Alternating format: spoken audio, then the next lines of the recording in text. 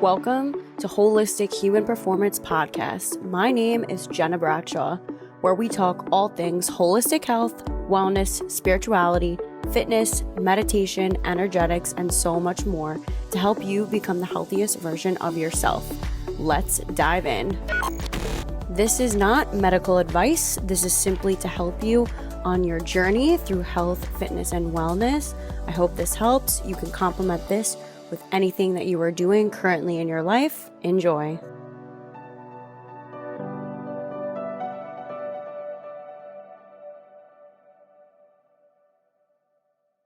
Hey guys, Gena here, and I am so excited to announce that the Holistic Human Performance Virtual Wellness Center is officially launched. Yep, that's right. We've officially launched. And this is like having a holistic health and energy coach in your back pocket. If you need a 5-minute reset, okay, great. What do we have? You need breath work. Okay, great. You need a little bit of mobility flow, nutrition coaching. Great. You can access all of these on-demand videos and self-paced digital courses for a 5-day free trial. That's right. I'm giving this to you guys for a 5-day free trial so you can try it out, see if you like it, see if it works for you, and see if it actually is conducive to your lifestyle and it helps you to create change. It is literally like having me in your back pocket. So again, I'm giving you this for a 5-day free trial. Head on over to holistichumanperformance.co and get your free trial today. Hello, everyone, and welcome to another episode of the Holistic Human Performance Podcast. I am your host, Gena Bradshaw, and today we have an amazing guest with us. I am so excited. I've been waiting for this podcast episode for so long to just sit down and have a conversation with Dr. Brianna Diorio. And I first listened to her work on the Strength Coach podcast with Anthony Renna and Mike Boyle. We love them. And I just said to myself, I must have a conversation with this woman. So she is a doctor of integrative medicine. She is a holistic lifestyle coach, podcaster. She writes as well. And I'm just so thrilled to have a conversation with her. So welcome. Thanks for having me on. I'm really excited. We were joking before, any homie of Anthony's is a homie of mine. So I am honored and excited to be on the podcast. Yay. All right. So why don't you just introduce yourself to the listeners, what you do, and kind of just explain, there's always a story. How did you even get into this line of work? I always love learning about people's histories and how they got to where they are because it's so interesting. So all of the alphabet soup behind my name, my credentials, as you said, I have a PhD in integrative medicine. I also have my master's of science in clinical nutrition. So I'm also a nutritionist. I am a family herbalist as well, a holistic lifestyle coach and functional diagnostic nutrition practitioner. So what that means basically is that I love school. I love learning. I love seeing all the different ways that people can heal and meeting people kind of where they are on their health journey. But funny enough, I took a little bit of a backwards route to getting to where I am. And I'll talk a little bit about what I do in the industry and professionally as well. I originally went to school to be a Spanish teacher. So I thought I thought I wanted to coach field hockey and teach at the high school that I went to. And, I thought that was going to be the journey for me. And then I was actually undergraduate. I also am a NASM certified personal trainer. I haven't upkept that certification. So those days are behind me. CrossFit, I had all those certifications as well. But at that time, that was before wearing athletic clothes all day was cool, So at that time, my thought process was like, wow, I could hang out in yoga pants. I can get paid. I can carry around my water. No one thinks I'm weird because I want to eat a hard-boiled snack for an egg. These are my people. This is amazing. So I was like, I think I'm going to do this for a living. And then I just really always loved the science side of things. And I was the person in high school reading books about glycemic index, and I was picking up the magazines from Vitamin Shop, the 4 Pillars of Health. Like I was just always really into that. I Mm. played sports my whole life. My parents were pretty healthy. So it was just something I just like loved. And I had asked my boss at the time, Mike Duffy, shout out, the man who like changed my whole career trajectory. I was a personal trainer there actually. And I was like, do you have any books that you think I should read or, practitioners I should follow? And he had turned me on to Paul Chek before Paul Chek was cool. He had turned me on to Dr. Mercola before Dr. Mercola was, on the scene and all this kind of stuff. And so I had decided that I wanted to go to graduate school and get my master's. And that was kind of really the inception of how it all started. And then from there, I had, gotten a bunch of different other certifications, and it kind of just evolved. And at that time, when I finished my master's and I was finishing up my master's, I was interning, which is where I met Anthony Renna. I was interning in White Plains. And then I had also started my private practice at the same time. So I've had my private practice for, almost 10 years now, which is wild. And then fast forward, so I've kind of always had that side of my, business and life, but I've also been in the nutraceutical dietary supplement industry for over a decade. So I started off very early in my career at Vitamin Shop headquarters, which is where I was doing a lot of content, working with regulatory, learning about claim substantiation, things that you can and cannot say, which is the really boring side of the supplement industry that a lot of people don't realize. But Yeah. it was really helpful in my career. And we could definitely talk about what people are saying and marketing puffery, and how there's, so much miscommunication in that industry. And Hmm. then I also was on the private label side of things in the supplement industry. So actually, seeing how raw materials are procured, what goes into actually making a supplement, good manufacturing practices, all of these sort of things on the education research side of things. So it's cool because I get to have sort of both sides of it, where I get to have clinical practice, which I love. I think you learn a lot about, what's going on in the health field and individual people, right? Because I always joke and say that for somebody who loves school actually really just teaches you how to learn. A lot of what you have to learn is kind of on your own, or Yeah. keeping up with research or the evolving research. And then being on the, research education side in the nutraceutical worlds, I really love as well. And so that's kind of how I've gotten here many moons later. I love it. Wow. I mean, it's cool to see all the breadcrumbs that kind of just led you to this point of all the learning that you've done. And you're so right. School just makes you like a better learner, but you don't actually learn what you need until like after and you're thrown into the real world. Totally. So I want to break down. Let's start off because I get this question a lot. Well, what's the difference between a holistic doctor, a naturopathic doctor, a functional integrative doctor? Can we just break that down for the listeners so they have like a clear understanding of what to look for?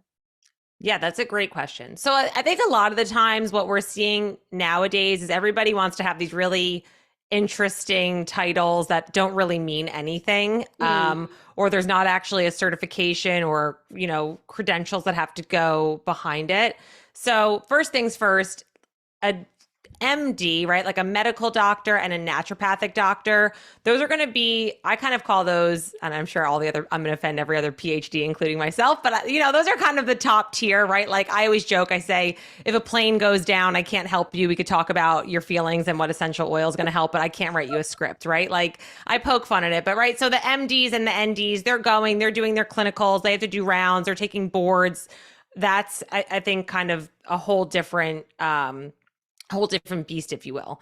Mm. Then you have your PhDs, right? So people like myself, and that's, you're still studying, you're a doctorate of XYZ, whatever you're studying. So like someone like me, I can't write prescriptions, medications and things like that, but I've spent a lot of time in school. You focus on, one kind of area, you have a specialty usually.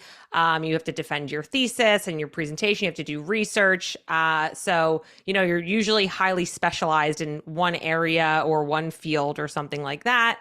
And then I think from there, there's a lot of other certifications, which is what I think a lot of people get. So Mm. a holistic doctor is not necessarily a certification. That is, I would say, a specialty or a subtype of what you specialize in. So you could be just like you would go to, a podiatrist for your foot, or you would go see, a Like an gynecologist. optometrist or yeah. Right, right. So that's kind of like your specialty. So somebody who calls themselves a holistic doctor, I would kind of put myself in that camp, right? That's just what I specialize in. So people who come to me generally are going to be the kind of people who are looking for maybe an alternative therapy, or they've tried Western medicine and it's just really not for them anymore, or they're kind of frustrated or whatever it is. So Mm. those are like I not that it's not a real title, but I think it's more an identifier of what they specialize in and kind of the type of healing modalities that they're going to focus on and the kind of therapies that they're generally going to focus on.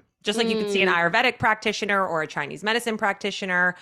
You could see somebody who specializes in, maybe they just specialize in immunotherapy, or maybe they just specialize in endocrinology, right? So it's kind of, I think, more of specializations. Okay, that's a good way to explain it. Thank you. Yeah. Now, let's dive into supplements because I get a lot of questions on this, and the supplement industry is the Wild West. So let's just go over the basics. Let's just, because you have a lot of experience in that and like the back end of what you see. So why don't we just break down and go over kind of, I guess, what to look for in supplements, where to start maybe, and kind of go over those things. That's a great question, because there is a lot of what I call marketing puffery in the Mm, supplement industry. And now more than ever, because of, I think, social media, you can yeah. make something look really pretty and use a lot of cool buzzwords and make the packaging look amazing and all of that. And then what's inside of the bottle, or what they're saying is inside of the bottle, really isn't in there. The claims that they're making aren't substantiated, meaning that they're just saying something and there's not the research to actually back it up at the efficacious dose that you need to actually work in your body on a system level or what have you. So there's a lot of that going on. That doesn't mean Mm, that there's not good companies, and there are regulators for what can kind of qualify a good company. So I know a lot of people talk about supplements aren't regulated by the FDA and whatnot. And yes, that's true, but that's not necessarily what's going to determine if your supplement is a good quality or not. I mm, always tell people you're only as good as your lab, right? So where your supplement is actually being made. And a lot of people would be surprised to know that there's only a handful of manufacturers, number one, who's actually making all of the supplements everywhere. So the private label side of things. And the raw material supplier side of thing is actually much more where the wild west of the supplement world, I would say, lives. mm, Because what happens with these raw material suppliers is there could be a lot of issues going on with sourcing of the raw materials, how they're extracting the materials, especially if it's something like a botanical or an herb, right? Like what part of the plant they're using, when it's actually getting delivered to the manufacturing facility, how they're manufacturing it. So there's a lot going on actually before it even gets to the quote lab or the manufacturing facility that matters. So with that being said, you're not going to always know who the manufacturer is for your supplement company, because they want you to think that they're the ones who are making it and XYZ formulated, and that's usually not the case, right? So what you can do is, if there's a supplement brand that you really like, is they should on some level have some transparency. They should potentially be talking about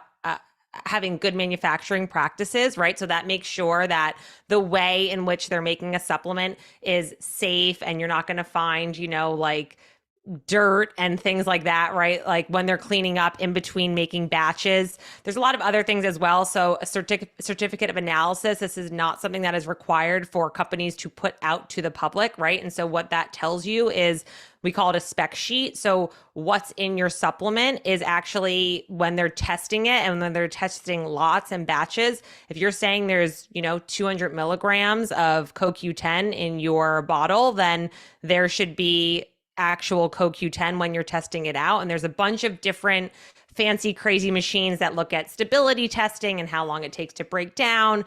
If it's like probiotics, they have to be put in like a chamber to make sure that they're actually staying alive. There's things like, like high vis to, again, make sure that the supplement is actually what it is and not being what I would call like, quote, laced with something else. This happens because some raw materials are more expensive than others. So that's all the stuff. So if you could try and get a certificate of analysis, that's not going to always happen. You can see if there's any third-party manufacturing. So good manufacturing practices is going to be important. And that next kind of leads you to what the company is actually promoting for a supplement or a product, right? So when they are saying on the bottle, like 200 milligrams, like I said, of vitamin C or something like that, what we have found over the years is that there's actually some of these private companies. So there's some certain organizations that will go and they will pull supplements like off of a shelf, and they'll go and test those in an independent lab. And this is where we hear these stories that come out where, oh, all supplements are killing you and they're not good and whatever, right? So because what they have to, that's kind of their job, is to go and make sure that what's in the what's on the label is what's inside of the bottle. So with that as well, you want to make sure that you're also being label literate on your end. So if a company is saying boost vitamins, boost immune system health, right? And they're making all these crazy claims, turn the label around and what's actually in there. Is it a proprietary blend of 90,000 different ingredients? Which again, proprietary blends aren't always a bad thing, but if they're making all these claims, what is actually in my formulation, right? So how much of the ingredient am I actually getting? Are there standardized constituents in there that's going to give me more of an active component of the plant? How many of these do I actually need to take? So is it actually 2 a day? Is it 1 a day, right? Looking at other ingredients that they may use. So fillers, excipients, things like that are going to all also be important for what's actually in your label. And then what a lot of companies are starting to do now is actually do clinical testing. So this is something that's not required by the dietary supplement industry, but is really interesting because they can actually test either finished formulas and say, we ran a double-blind placebo-controlled study for 6 months using this versus whatever else, and we found XYZ endpoints, right? So actually sometimes certain companies will have if they've done clinical studies or research, or if they're, doing peer-reviewed things, they'll also have that on their website. So checking out their website, I think, is also a good jumping off point too, to dig a little bit deeper. Wow. So, I mean, that's a lot, but that's so helpful. Basically, as a consumer, you have to be literate and label literate, and you have to do your research, because there are a lot of research studies out there that will claim like vitamin E is actually going to increase your risk for cancer and things like that. But it really has to do with like the synthetic vitamin E and not like the whole vitamin E and the complex within it.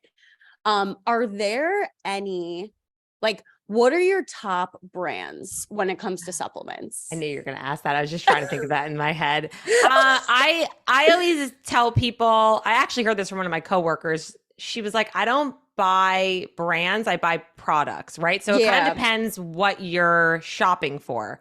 So like herbs, for example, I'm an herb snob because I studied under a master herbalist for 3 years. Like I saw how these things are extracted. I, did my herbal certification. Like, so there's only certain brands that I actually, really trust. Yeah. I'm trying to think off the top of my head. I think I have some tinctures in my office.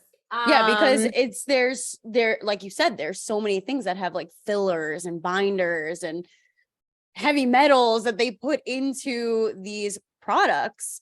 I know for an example, I'll list like a couple that like I take. So you let me know. Okay. I really like Standard Process. Yes, they're a good brand. Okay. You can tell me if they're not too. I don't No, care. I'm just laughing because Standard Process did a really good job very early on with getting into the chiropractic community. And so like, I know there are certain brands that are just kind of, they've been kind of, grandfathered in, if you will, but yes, they are a good company. Yes. Designs for Health. I do enjoy them. We used to, one of the company that I used to work for private labeled all of their, manufactured all their stuff. Yes. Okay, good to know. Yes. What was the other? Okay, so I don't know if you've heard of them, but oh my gosh, I'm blanking on the actual name. It's an herbalist. It'll come to me. Okay. Anyways. Herb Farm. Southwest Botanicals. Southwest Botanicals, they're good. I like them. Southwest Botanicals. Oh my gosh. Anima Mundi. That's what it's called. I feel like I have heard of that before. I feel like if I saw the label, I would know more so. Yeah, it's like an eye. It's like the third eye. It's like, is she based in Brooklyn? Yes. Yeah, amazing. Amazing. Intelligent, products. really connects mind body stuff. Her formulations are Out of this world. yeah, they're phenomenal. I absolutely love. That's like a brand you wouldn't necessarily see on Google or Amazon. So if you live in Brooklyn, and the apothecary is 10 out of 10. It's so Oh, beautiful. oh my gosh. I want to like It's my just dream live in apothecary. there. I know, Yeah. same. It's so nice. Yeah, she has amazing formulations. So that's what it is too, is what I tell people too is like, because there's so much of this marketing puffery, like, so people will say PMS tincture or PMS supplement. And I'm like, okay, great. I understand that you're trying to do structure function so people understand what they're shopping for, because it is overwhelming and it is daunting. But what Yeah. you need to really do is look at what are the ingredients that I'm actually looking for. And sometimes I've actually seen this, like I've had formulas for people where it was like a men's formula, let's say, but the ingredients in there were really, really good. So I applied it to a woman's protocol that I was working with in somebody, right? So it's not always about what the label says, it's about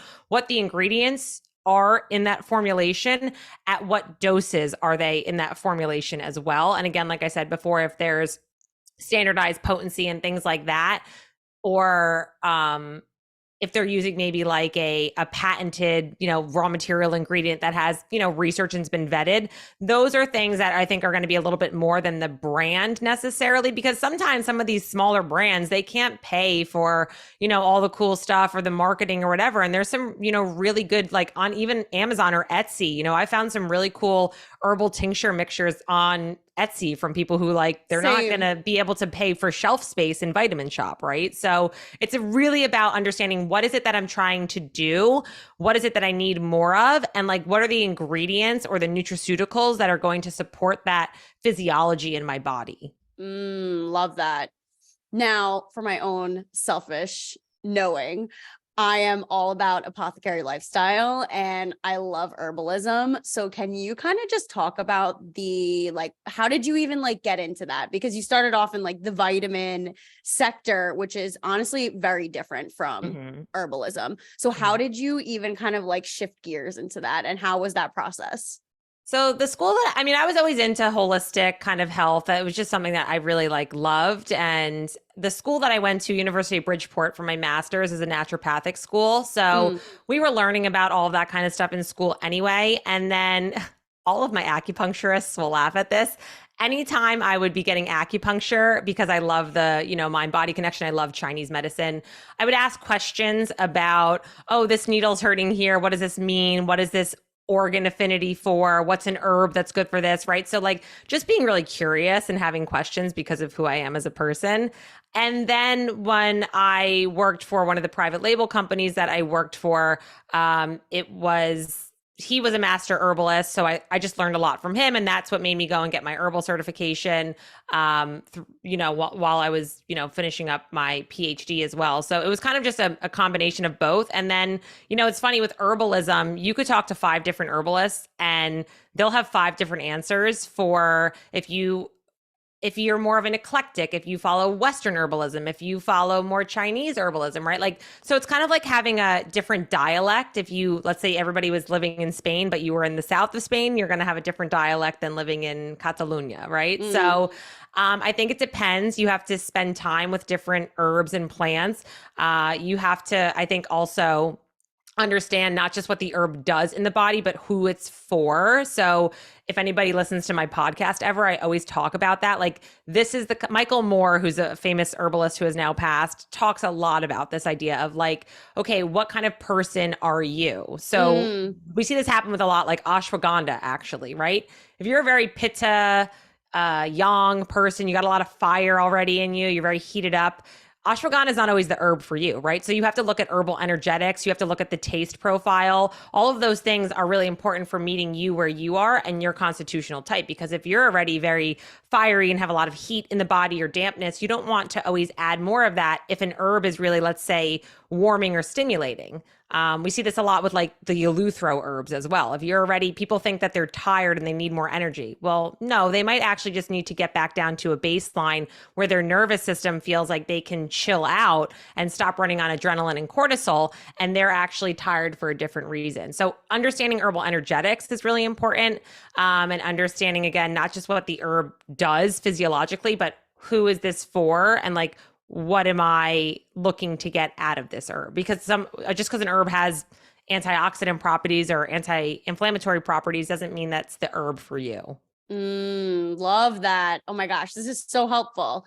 And also very much speaking my language. Yeah. I love herbalism. I mean, it's so amazing because a lot of the times too, like some of the herbs you actually look at, like hawthornberry, right? Like it Yeah. looks like this red little heart and it has really amazing cardiovascular benefits. Or passion flower is one of my favorite herbs and it's got these, wound up tendrils. And if you're a very wound up type A person, passion flower can be very good for that kind of person if you have like a lot of wound up thoughts. So it's just cool how nature kind of does these things. There are no mistakes in nature.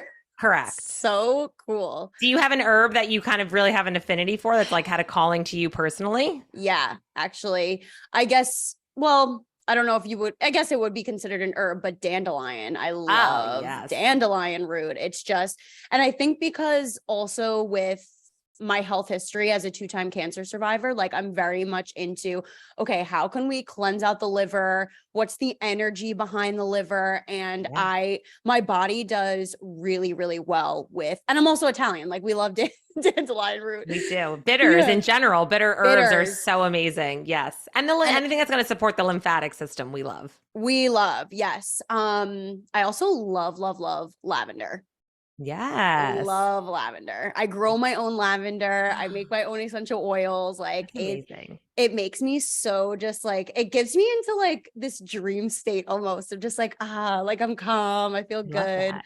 You know what's amazing too about herbalism? I think for some people it feels scary, or they're like, I don't know, what are you, a witch? Like just putting shit together in your kitchen? And I'm like, no, the original herbalism is actually like if you've ever had tea at nighttime and you've gotten some loose leaf tea, you too can be an herbalist, is what I always tell people. Like, you don't have to be making a mad scientist and doing tinctures. Like, I even tell people, like, listen, if there's a couple herbs that you really love that work really well for you, like, let's say you're, a liver kind of person, you might want to mix like dandelion and burdock together and chamomile, right? And literally do like one tincture from a brand that already has tinctures made. And then you can make your own that way. So it doesn't always have to be like you're extracting and macerating the herbs yourself and it's sitting for 12 weeks and it's in a percolator. Like, you don't have to do that. You can literally make salves yourself. You can make tea yourself. You can make, things for your face, or like just mixing other tinctures and just have fun with it. And I think that's what allows people to really learn a lot about it, which is why I love herbalism,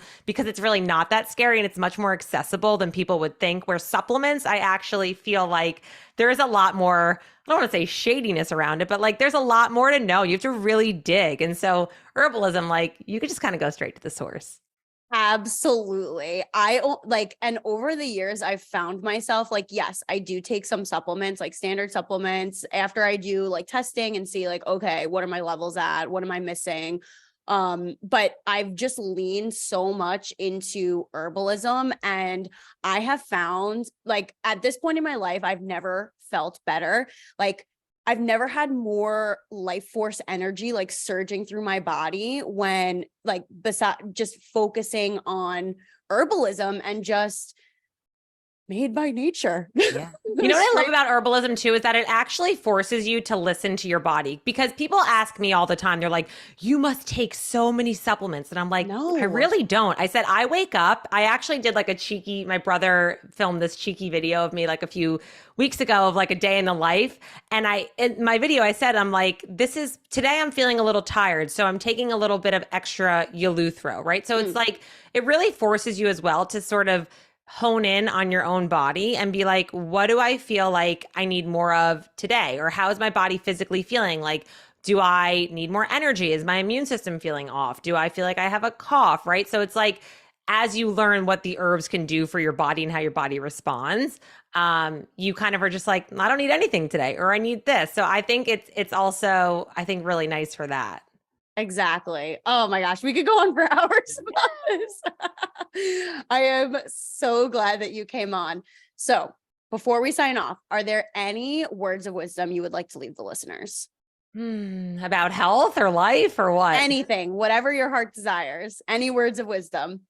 I am a really big proponent of doing less and what I call health subtraction, right? So people think it's always about adding another supplement, adding another step to your skincare, adding one more biohack, whatever it is. And I'm like, where in your life can you do less, right? Like take away something, take a break, work in vitamin R, like rest and relaxation, and understand that you will never be able to biohack your way out of the basics and the foundational stuff. So, like the idea of just keep being boring with your health. I know it's not sexy, but it works. And try and see where you can just kind of take a step back and yeah, like remove some things, which can mean also like removing pressure on yourself to be perfect. And, I missed a supplement, so now I'm bad, or I took a Tylenol, so I'm a terrible person. And it's like, dude, it's all about your health averages, right? So I think always having that big picture mentality, and life is meant to be lived at the end of the day. So if the thing that you're doing is stressing you out more than the perceived benefit, then I would really take a beat and take a step back and assess, is this actually aligned with me? And is this actually serving me and getting me closer to my health goal? Love that. Those were great words of wisdom. Thank you. Thanks. Thanks. I ask, that's usually a question I always ask too, because I always joke and I say advice is a form of nostalgia. So a lot of the times it's like, what did I want to hear? Yeah, absolutely. And same with me. Like, honestly, this is why I started the podcast, to have people on like you and all these other professionals and cancer survivors, like people who have like gone through it and they've been able to navigate and really have taken away just these gems to share with other people. Yeah, no, I love it. It is a really great way to connect with people in ways that you never thought that you would either. Yeah, absolutely. Like if I didn't have this podcast, yes, I would hit you up on Instagram, Yes. but it just like totally was just so fitting to have you on. I was like, yes, I'm so excited to interview her. I'm excited. I would definitely love to have you on the podcast to hear about your cancer journey. And I'm sure I can't even imagine like, the options that you were probably presented and what goes through your mind, and then trying to integrate, I'm sure Western stuff, holistic stuff, and the aftermath of ongoing. I mean, I have lots of questions already. So we're going to have to schedule it. We are going to have to schedule this. For sure.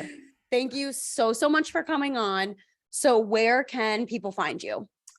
I live mostly on Instagram. So my handle is at Brianna Diorio. I also have my podcast, which is the Brianna Approved Podcast, which is on all of your favorite streaming platforms.